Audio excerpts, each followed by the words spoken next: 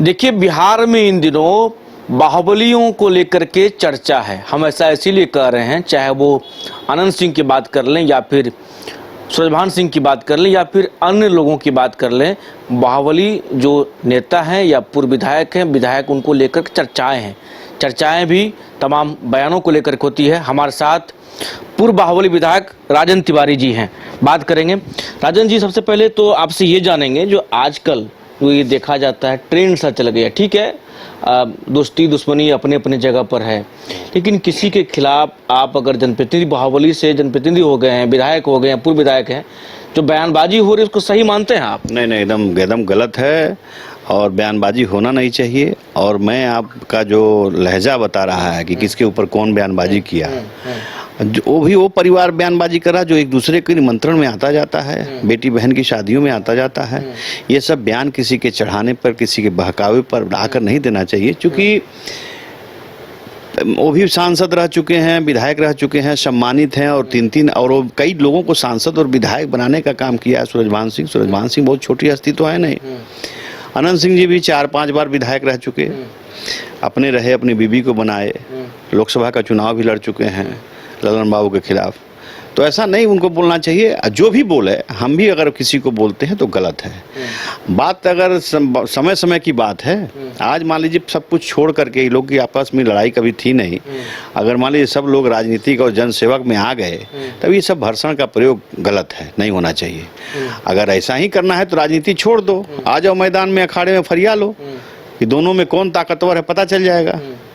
राजनीतिक अखाड़े में भी अगर एक बात बता देते हैं, दूसरी चीज आपको बताते हैं कि सूरजभान सिंह का फैमिली का कोई व्यक्ति जिस दिन मोकामा से खड़ा हो जाएगा, उस दिन अनंत सिंह जी को भी पता चल जाएगा कि किसी मजबूत से मेरा पाला पड़ा है।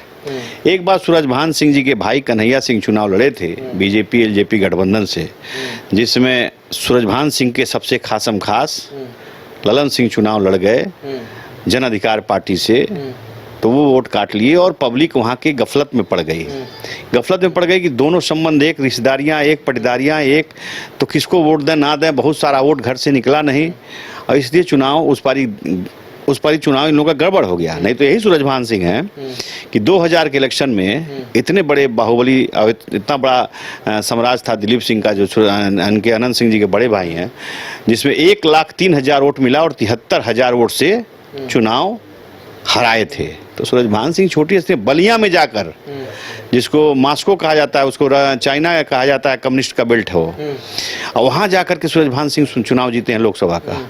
भाई को सांसद बना दिया नवादा से, पत्नी को सांसद बना दिया मुंगेर से, वो मुंगेर सीट जहां ललन बाबू लड़े थे, ललन बाबू को हराना आसान नहीं था, वहां से अपनी पत्नी को सांसद बना दिया। तो सूरजभान सिंह कम हस्ती है क्या? ललन सिंह के खिलाफ तो अनंत बाबू भी चुनाव, अनंत विधायक अनंत सिंह भी लड़े हैं, कहाँ हरा पाए?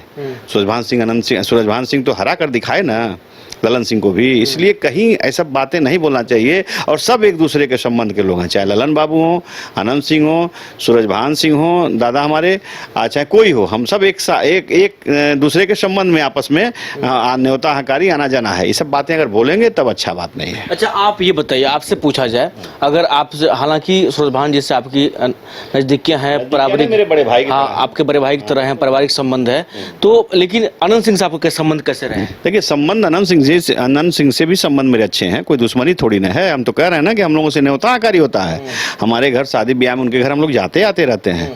लेकिन जो भर्षण उन्होंने बोला, ये मुझे तकलीफ दिया कि जिस व्यक्ति के बारे में उन्होंने बोला, वो व्यक्ति कभी भी अनंत सिंह का शिकायत नहीं करता है। अगर एक पत्रकार के न्यूज चैनल पे आकर उन्होंने बोली दिया कि अगर अनंत सिंह अच्छा काम करेंगे उनका मदद कर देंगे, इस भरसट कोई लहजा को लेकर के अनंत सिंह ने इस तरीके से का भर्षण बोला, ये अशोभनीय है और ये बर्दाश्त लायक नहीं है, ये बर्दाश्त का काबिल। अच्छा, आप ये बताइए, आप भी कई 90 का दशक देखे हैं, चुनाव भी लड़े हैं, बाहुबली भी कहे जाते हैं, क्या लगता तो पहले जो चीज़ें था वो चीज़ें, क्या ट्रेंड बदला है? अब लोग कट के रह रहे हैं या अपने अपने में रह रहे हैं, किसी को मतलब नहीं, ऐसा हुआ है क्या? मतलब सबसे सबका है, सब एक दूसरे के दुख दर्द में बांटते जाते हैं। लेकिन ये मोबाइल है ना, ये यूट्यूब का जमाना आ गया, टीवी का जमाना आ गया, अब चमड़े का मुंह है, किसी को कोई बोल दे। मैं तो ये जानता हूँ कि सूरजभान सिंह का एक ऐसा समय था जिस समय उनसे बोलने के लिए किसी की हिम्मत नहीं थी पूरे बिहार में। पूरे बिहार में सूरजभान सिंह से बोलने की किसी की औकात नहीं थी। अब जितना कोई बोलना हो पीछे में बोल रहे, ये मैं आपसे कहूँगा। और जहाँ तक मोकामा की बात है, 2025 का चुनाव आने वाला है। सूरजभान सिंह जी की अपनी फैमिली का कोई व्यक्ति चुनाव लड़ेगा। इस बार अनंत सिंह जी को भी पता चलेगा आटा दाल का भाव क्या है। अच्छा, मतलब अगर चुनाव लड़ते हैं तो अनंत सिंह के लिए कहीं ना कहीं चैलेंजिंग हो जाएगा ना। अच्छा, ये बताइए ना, जदयू में ही नीरज सिंह एमएलसी हैं और उन्हीं को बोल रहे हैं कि निर्जा उर्जा क्या क्या कह के बोलते हैं। तो ये बात ठीक है, जिस पार्टी में आप हो उसी पार्टी के नेता को बोल रहे हो। कभी गुस्साते हैं तो ललन बाबू के खिलाफ बोल देते हैं, कभी गुस्साते हैं तो नीतीश जी के खिलाफ बोल देते हैं, कभी माझी को गाली दे देते हैं। तो ये किसी को छोड़ते थोड़ी ना अनंत सिंह जी। अनंत सिंह जी को कम से कम सोचना चाहिए कि चार बार वही जनता आपको सम्मान दी है। उसी मोकामा के लोग को, जो मोकामा की जनता आपको सम्मान दे रही है, आपको सिर पे ताज पहनाई है, आपको सब इज्जत प्रतिष्ठा से नवाजा है, उसी मोकामा की आवाम को आप गाली दे रहे हो। उसी मोकामा के एक सम्मानित व्यक्ति को, मैं तो मोकामा की जनता को कहूंगा ये बात कि आपके यहाँ जो सम्मान सबसे ज्यादा मोकामा का नाम रोशन करने वाला सूरजभान सिंह और नीरज सिंह हैं, इन लोगों के विषय में बोलने वाले को आप लोग सबक सिखाइए। जहाँ पे जो वो सूरजभान सिंह का परिवार, जहाँ 3 सांसद और विधायक निकले, उस परिवार का अपमान पूरे मोकामा का अपमान है। कह सकते राजेंद्र तिवारी कहीं न कहीं बातों से जो है आहत हैं और सूरजभान के समर्थन में। मैं बहुत मर्माहत हूँ और इसलिए मर्माहत हूँ कि सूरजभान सिंह किसी के पीठ के पीछे शिकायत नहीं करता, किसी को गाली नहीं देता और अपने मुंह से कभी किसी को अपशब्द वो व्यक्ति नहीं बोलता। वैसे महान व्यक्ति को नहीं कुछ बोलना चाहिए। महान मैं कहता हूँ, जो किसी ऐसे इस मामले में नहीं महान कहता हूँ कि बहुत बड़े नेता हैं चाहे बहुत बड़े समाज सेवी हैं। मैं इस मामले में महान कहता हूँ कि वह व्यक्ति अपने मुंह से किसी को अपशब्द नहीं बोलते और किसी के बारे में खराब बात नहीं करते। चलिए अब आते हैं राजेंद्र तिवारी जी। राजेंद्र तिवारी जी इस बार चुनाव कहाँ से लड़ेंगे ये बता दीजिए।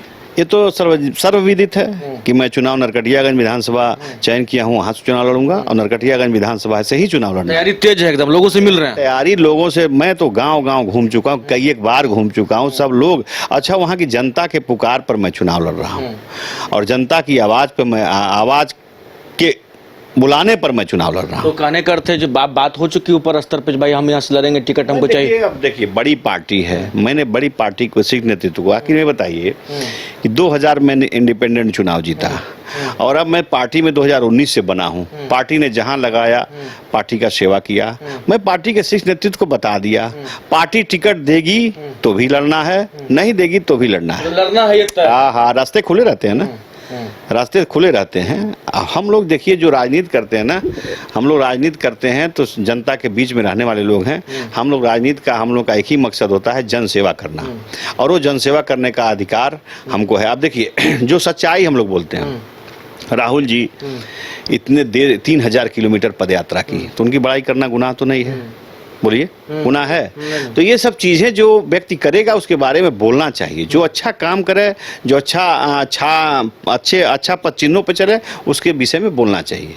मतलब ये तय है जो राजेंद्र तिवारी नरकटियागंज से लड़ेंगे ही लड़ेंगे। 200% चुनाव लड़ेंगे, 200% लड़ेंगे। दुनिया की कोई, अगर सुन लीजिए, मैं भी बता दे रहा हूँ, पार्टी अगर टिकट नहीं भी देगी ना, चुनाव लड़ेंगे और पार्टी को बहुत महंगा पड़ जाएगा।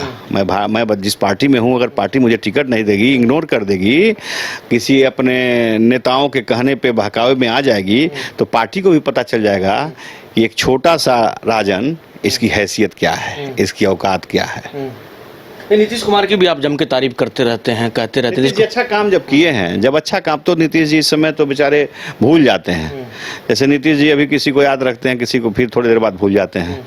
तब तो थोड़ी सी उनकी तबीयत खराब रह रही है, लेकिन नीतीश जी जब उनकी स्थिति ठीक थी और नीतीश जी ने अच्छा काम किया, 2005 से लेकर के 2015 तक खूब अच्छा काम किया बिहार में।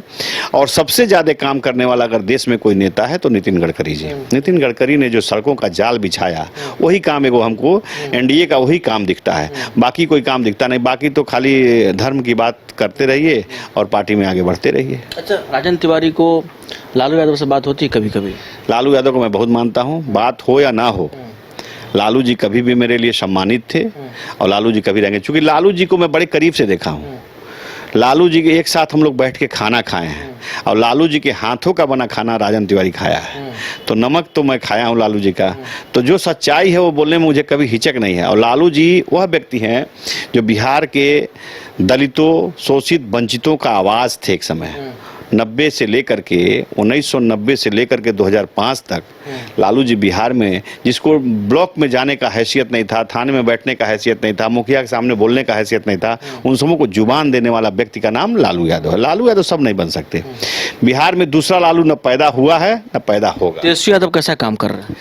लालू जी का अगर थोड़ा सा भी गुण आ जाएगा तो तेजस्वी यादव भी अच्छे हो जाएंगे। गुण आ जाएगा तो हाँ, लालू यादव जी का अगर गुण तेजस्वी जी में आ गया, देखिए तेजस्वी जी अभी पदभार संभाला नहीं है। जब तेजस्वी जी पदभार संभालेंगे, चाहे वो मुख्यमंत्री की गद्दी बैठेंगे, तब ना उनके क्रियाकलापों को देखा जाएगा। अभी तक तो बैठे नहीं एक है। अंतिम सवाल, चिराग पासवान कैसे लगते हैं, कैसा लीडर है? युवा नेता हैं चिराग पासवान। चिराग पासवान अपनी पार्टी के हैं, युवा नेता हैं, एनडीए गठबंधन के। सरकार पर सवाल उठाते रहते हैं। अब सरकार पे सवाल उठा रहे हैं तो चिराग जी जाना है। मैं चिराग जी के ऊपर कोई कमेंट नहीं करता हूँ। युवा नेता हैं, एनडीए गठबंधन के साथी हैं, और इसके विषय में, उनके विषय में बोलना हमारा कोई क्षेत्राधिकार नहीं चलिए, है। तो राजेंद्र तिवारी थे, बड़ी बेबाकी से ये बात कर रहे थे, तमाम बातों को इन्होंने बड़ी सहजता पूर्वक रखा, तमाम बातें इन्होंने कही। सहयोगी सोनू के साथ अंशुल को पटना।